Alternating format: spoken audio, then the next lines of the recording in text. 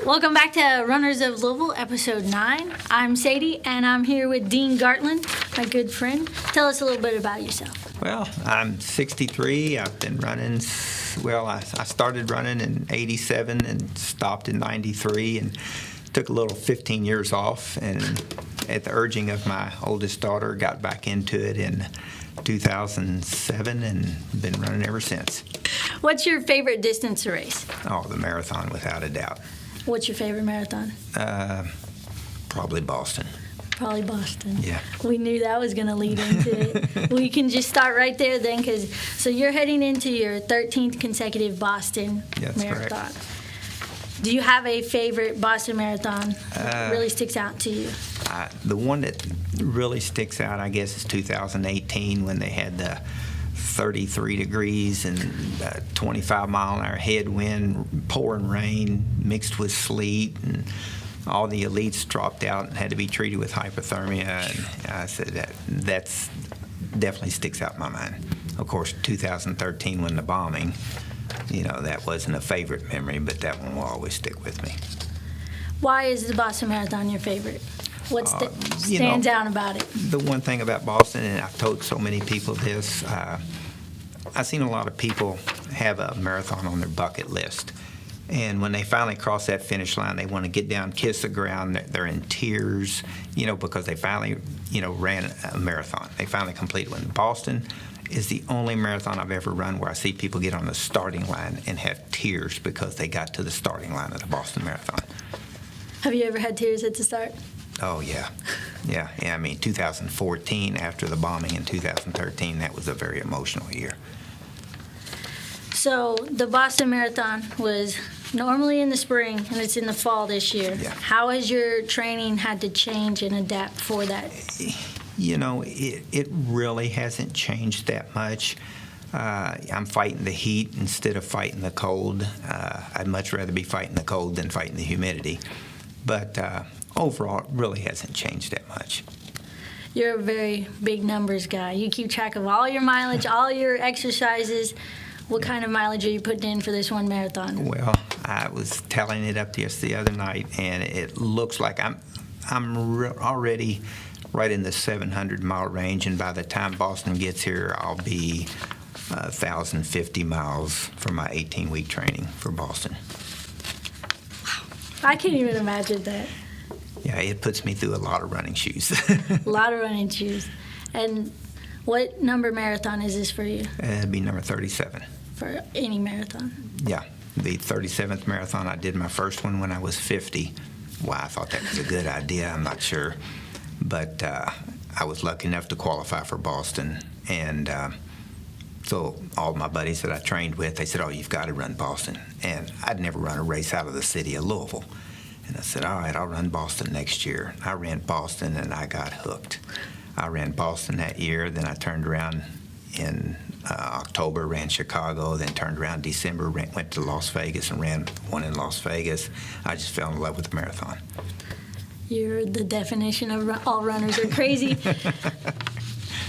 So you always tell me that I need to have at least one destination race. I need to travel to a race. What sets up a race that you have to travel to apart from just a local race? Well, you get to see different scenery and new course that you've never run on. And with a new course and so many other people around, you hardly know anybody. So at the finish and at the start, you're meeting people from all over the U.S., and it's just a great thing. Do you turn all your Boston Marathons into a runcation where it's kind of more of an event than just the race? Yeah, but more so Boston, more than Boston. There was a group of us that used to do the Kiowa Marathon every year in December, and there was 6 of us that would rent a beach house, and we'd run the marathon, and then the next 4 or 5 days we'd spend at the beach house and on the beach partying and celebrating the last marathon for the year and the end of the year, and we just let it all go. It's nice when you have everyone that can just come together. And so is Boston the furthest you've traveled for a race? Oh, no. I've been to Berlin, Germany, run the Berlin Marathon. How does that compare to the Boston Marathon? Boston still tops.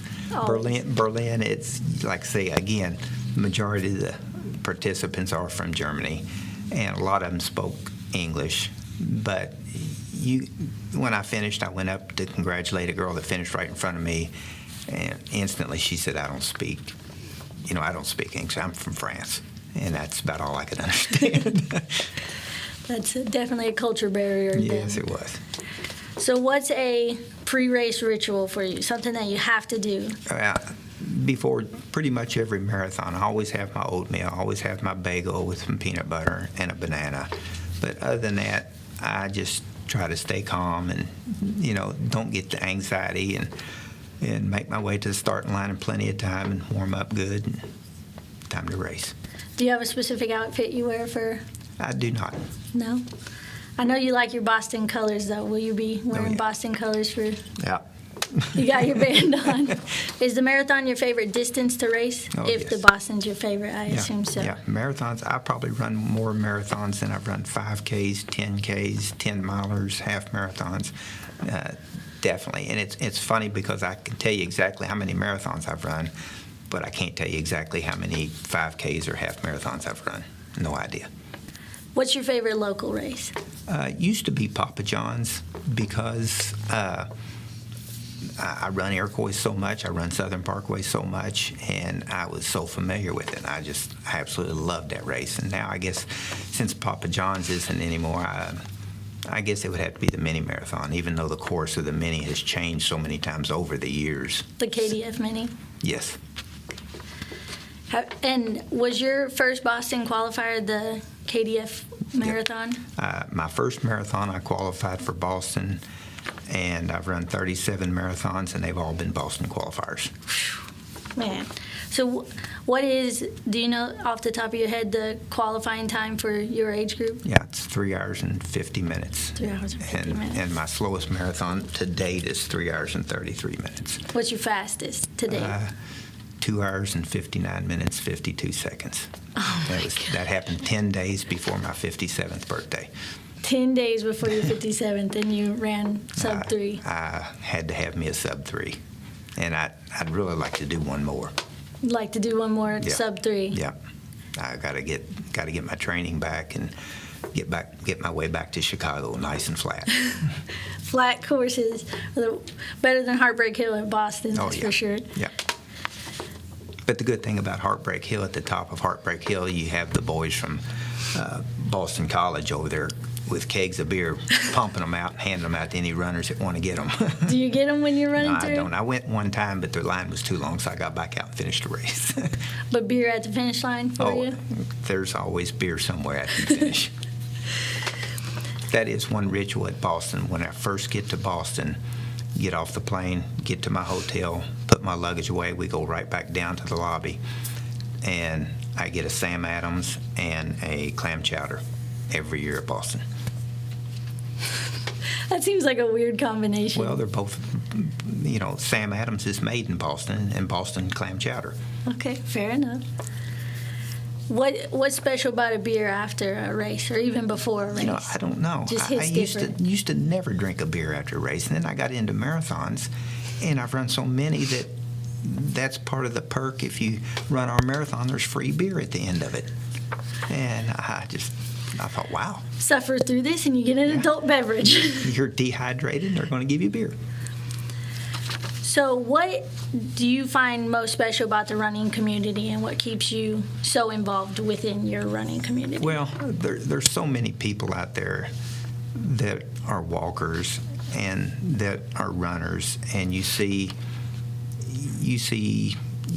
little people, tall people, people that are carrying some extra weight with them, and they're out there running. And the unique thing about that is you don't need a team. You can go out and do it by yourself. You don't need a building to go into to work out. You can just pick a street and go run down a street, or a park and run in a park. Yeah. I mean, you're the reason why I'm running, and it's been, 4 years now since I started, and I can't imagine going back. Yeah. And I know you had some time off. 15 years. 15 years in between your running. And was your motivation when you were younger running different than your motivation as an adult? Absolutely. What got you into running when you were younger? Whenever I was in high school, I wanted to go out for the wrestling team. That was a one-on-one sport. Even though it was a team sport, it was me against one other person. Well, I did that the first year, and then I thought, well, I'm going to go out for cross country to get in shape before wrestling season started. And then I found myself whenever school was out and summertime was scary, all the kids out playing, I'd get up early in the morning, and I'd run 4 miles up to the high school, walk across the street, get an orange juice and a box of Cracker Jacks, sit down by the swimming pool, watch kids taking swimming lessons, drink my orange juice, eat my Cracker Jacks, and then turn around and run 4 miles back home. And that, because I wanted to get in shape now for cross country when I come around. And, my motivation now is just to keep going and keep tallying up the marathons. And it's something I love doing. I've always been into physical fitness, and I can't see a day without it. So you touched on it a little bit, but how has running impacted your life as an adult, coming back after 15 years? Kind of what's really changed and why? Oh, gosh. Why do you keep doing it? I mean, obviously you want to keep running the marathons, you want to keep going up the mileage, but is it just a little part in your brain that says, I have to keep doing this as long as I can? You reverted to it a little bit earlier. I don't want to go back to where I was before I got back into running. In 2007, when my daughter said, hey, let's get together and run the mini marathon, I was probably about 50 pounds heavier than I am right now, and I thought, well, I'll go up run a lap around Iroquois to get started with my training, and I couldn't run 1/8 of a mile. I turned around and walked back, and I thought, I can't let myself ever get back into this kind of shape. What kind of advice do you have someone who has either taken a break from running or wants to maybe get back into it or start, just start fresh, even as an adult coming back? When you get back into running, there's no guidelines. You don't have to get out there and run a 10-minute mile or 11-minute mile. You can get out there and run an 18-minute mile. As long as you're consistent, be there. Set up. If you're going to do it 3 days a week, make sure you do it 3 days a week, and week in, week after week, just continue to do that, and before you know it, you're going to be one of these people that says, I've got to do this. This is part of my life. I have to do it. So you're living that retired life right now. I am. And I know that's kind of changed a little bit the way you train, or at least what time of day, because you typically would run in the afternoon after work, and now it seems like you're running more in the mornings. Does that feel better? Do you like that more? I love that more. I love that so much. There was days I would get off work and I would get to the park, and I remember one particular day looking across the street at the bank thermometer, and it said 104 degrees, and I said, I've got to get my 6 miles in today. I've got to. And I got back, and I got so addicted to running that I got off work one day and I was about ready to fall asleep on the expressway, so I took an exit ramp, parked in a shopping center parking lot with my windows rolled up in the summertime, took a nap, woke up and said, I've got to get to the park. I've got to get my miles in. And off I went to the park, and I'm thinking, hey, there's something wrong with you. And so we kind of touch it, and this goes with the question I just asked, but has your training changed since you've kind of officially retired, or because I know you're running a lot of mileage for this one Boston Marathon, more so than past marathons, correct? Right, that's right.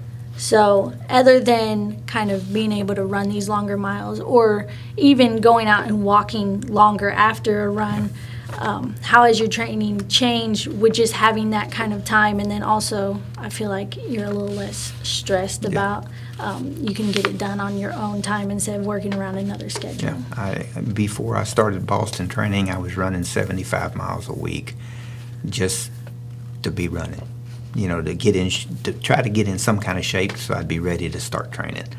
But I love running early in the mornings, even when there's snow on the ground. I still get up in early in the morning and take off and go run. I love running when it's snowing. I love running when it's raining. I just don't like this humidity. Oh, this humidity is killing me. Yes, it is. You'd have to drag me along. I know you're a lot faster than me, but maybe one day I'll have as many I'm years sure. experience as you. I'm sure. So you got me into running, and shortly after I started running, you gave me one of these wooden runner girls that you make. What made you start making these, and how do you determine who you give them to? Well, I made them for 2 or 3 friends that I knew that were runners, and I seen how much they liked them, and it made them smile, and they was putting them around their rear view mirrors and stuff, and I thought, well, I'll make a few more. And if I'm out running and I see somebody, if they're doing an 18-minute mile pace and it's hot out there, or if it's been raining and they're out there running, I'm thinking that girl's out inspiring somebody. And I always try to keep some in the truck, and I'll go back and get one and go up and give it to them. And, thank them, for inspiring people, because they don't realize it sometimes if they're running down Southern Parkway or around Cherokee Park, Seneca Park, wherever they're running, somebody's looking out the window and they're seeing them saying, I wished I could do that. I said, so they're inspiring somebody. I said, if they do it, for 3 months and one person decides to get off the couch and go outside and say, I'm going to try to do that, good for them. So that's my determining factor when I hand them out. I mean, I've had people come and say, hey, can I have 2 or 3 of them, give some of my friends? I said, no, it don't work that way. So I typically keep my runner girl, it's set up on my dresser, so every day when I get up out of bed and I'm heading out my door, I see it. And even on days that I don't run, it's still there as a reminder, like, hey, you're still running, you're still getting out. And I don't know, you got me into running, and I know on my hardest days and when I'm really down on myself that you're always there to text me and be like, no, hey, chin up. Yep. It's not about pace, it's not about mileage right now, it's that I want to get out there and do it and keep it up. And I know there's days that I'm not going to be able to necessarily be what I did, a week ago or a month ago or even a year ago, but it's just kind of that moving forward. And do you have kind of your favorite inspirational quote that you kind of go by or keeps you going? So many of them. Those who give the most when it hurts gets the most when it's over. Get comfortable with the uncomfortable. You told me that a lot when I first started running. The runner girls, I used to blog a lot on Runner's World online, and I've got friends in West Virginia. I've got them in Minnesota, Montana, Michigan, California, where they've all got runner girls. Where we would meet up at a race, and there would be 15 or 20 of us from all different states, and a guy from Italy, he would come, and his wife was from England, so I give her one. And so those runner girls are everywhere. They're in New York, they're in Florida, they're in Cincinnati, California. They're everywhere. Do you ever find random posts online, say Facebook or Instagram or something, where someone local that you've seen and you didn't necessarily know the name has posted about them? Has that gotten back around to you at all? Yeah, once or twice. Once or twice? Yeah. Does that seem a little odd? Does that feel a little weird? No, I'm thinking, hey, I'm the guy. Because they won't know my name. They'll just say, hey, a guy gave me one of these. Oh, that's pretty cool. And I said, hey, I'm the guy.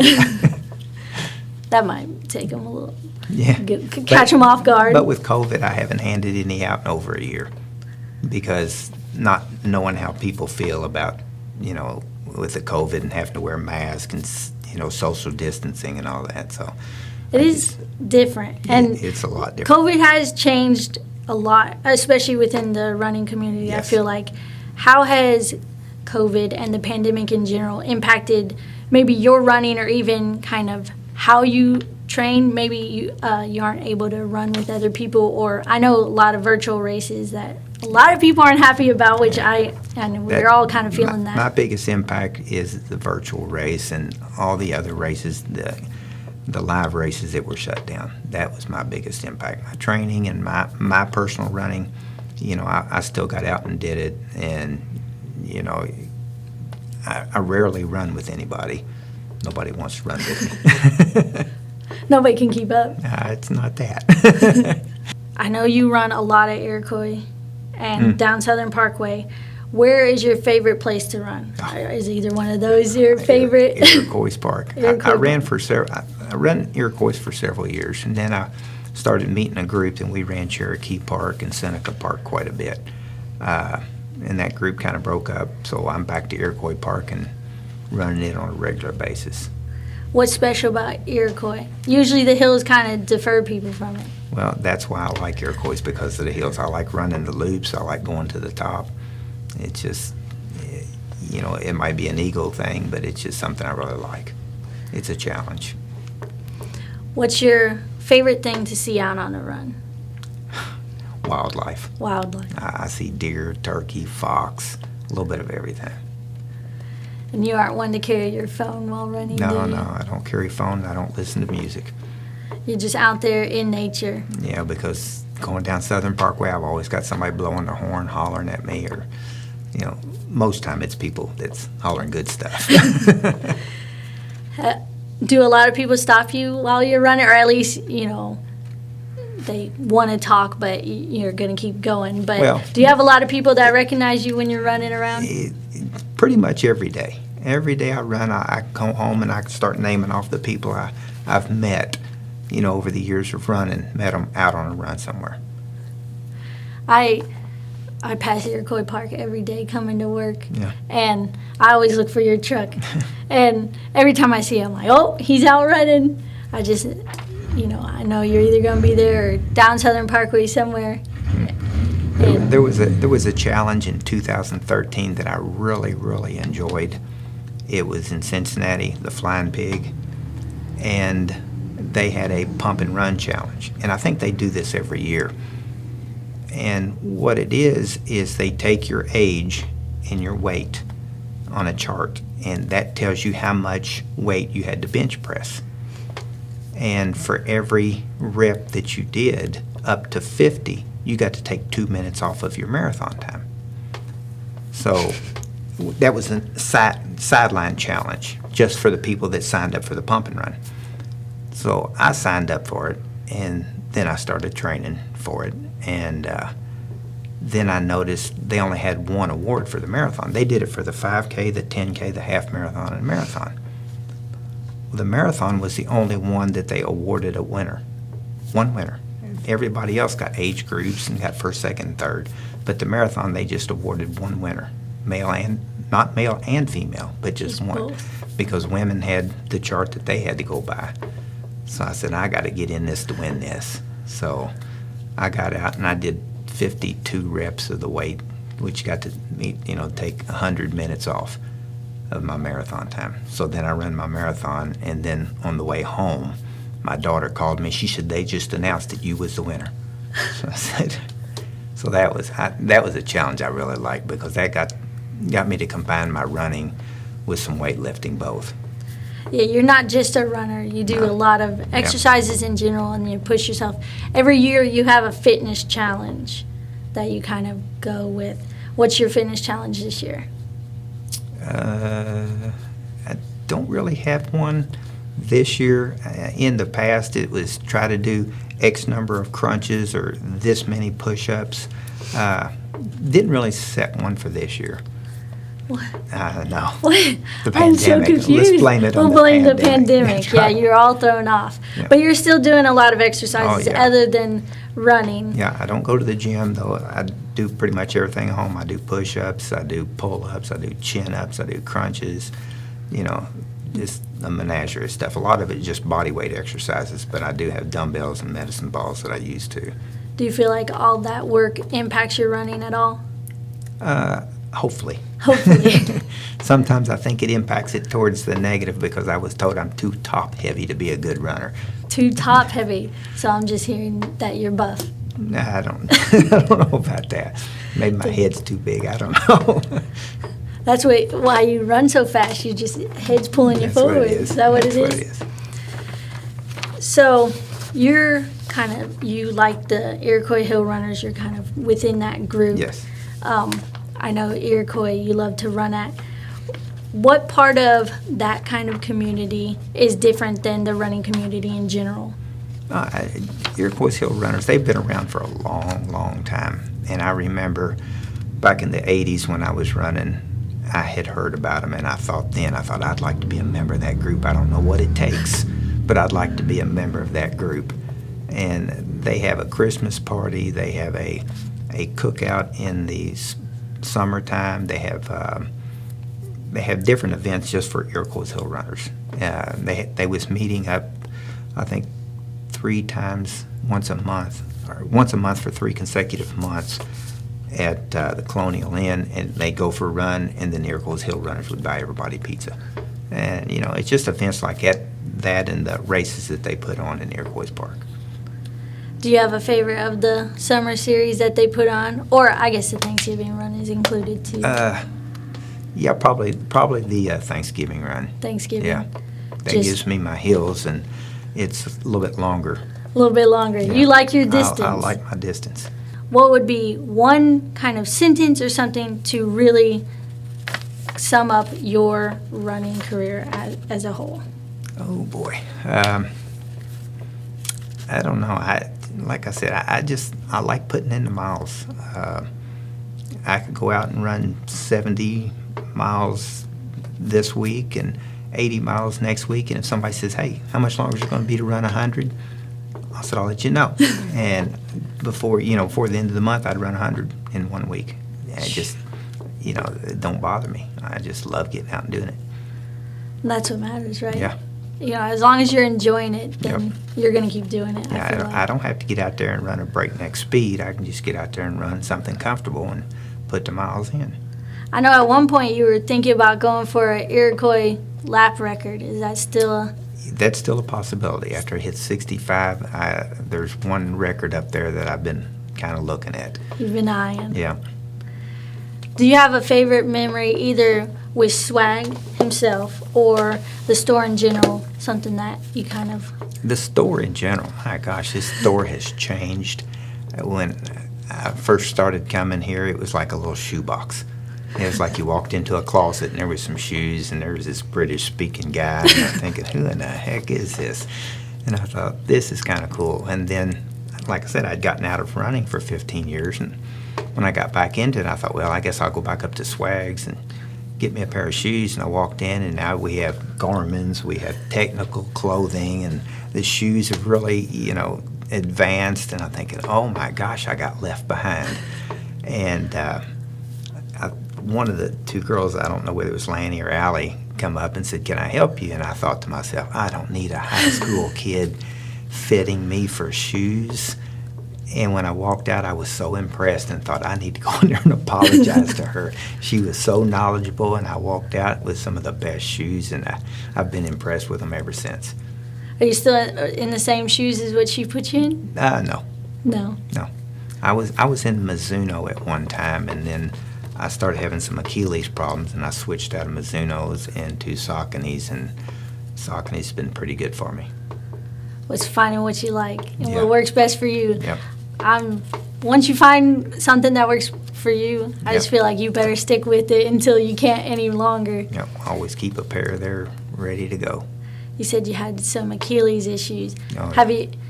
I know I've heard some of it, but what's kind of your worst injury you've had, and how have you grown from having that injury? Well, the worst injury was my Achilles injury. It happened to me in 2014, and I was training for Chicago Marathon. I was going to try to make my sub 3, and the last 6 weeks of my training, I think I ran 3 days because I couldn't run no further on my Achilles. It hurt that bad. So I thought, well, I'm going to try this anyway. So I went to Chicago, went to the expo, and a doctor there did an ultrasound on my Achilles. And he said, yeah, he said, I can see why you're in pain. He said, you have some bone spurs and you have a thickened Achilles. I said, am I going to be able to race on this tomorrow? He said, yeah. He said, there shouldn't be any chance of it tearing. I said, well, can I run hard? And he said, yeah, you should be okay. So I didn't run anymore until the day of the race, and I ran hard and got my sub 3 hours.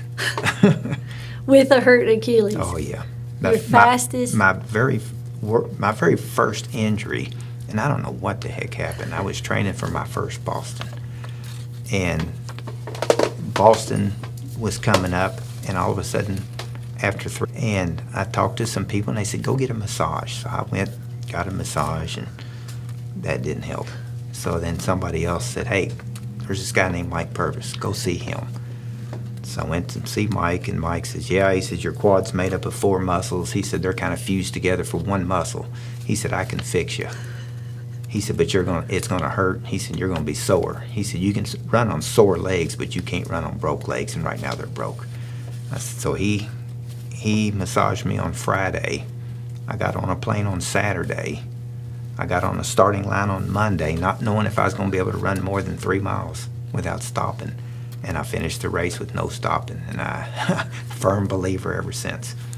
Firm believer. In massages? Absolutely. Absolutely. That guy worked magic on me. How often do you see him for massages? Not nearly enough. I need to go see him right now. What's ailing you now? Nothing's ailing me. I just prevent it. You're ready. I don't want to wait till it gets to that point. And how many days are we until Boston? I think it's 46 days right now. 46 at the time we're recording this. Yes. So it's going to be shorter then. Yes. How are you feeling about it? I'm feeling good about it. Feeling good? Yep. I'm guessing we aren't seeing a PR. No, but we'll definitely requalify. Requalify. Yeah. That's it. So with Boston then, this is going to be your 13th consecutive, are you automatically, like, is there a certain time period of where you're automatically kind of, not pre-registered, but you're on the list of if you want to, yeah. No, you have to qualify. The only perk to what I've done, after you run 10 consecutive, you get a perk of getting to register 2 weeks before registration opens. Oh, okay, so you get And early there's- registration. Yes, and there's less than 500 people right now that get that perk. Oh, wow. And you're one of them. Yeah.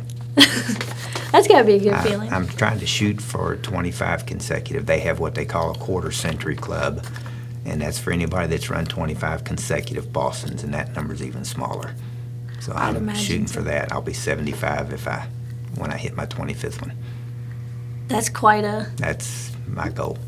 That would be quite an accomplishment. I look forward to seeing you complete that. Maybe you'll be there that day.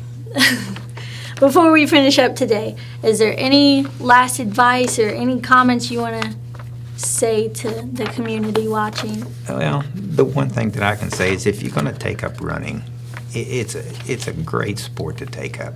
It doesn't take a whole lot of it. It doesn't take any equipment. A good pair of running shoes, and you can get out, you can run through your neighborhood, you can run in a park.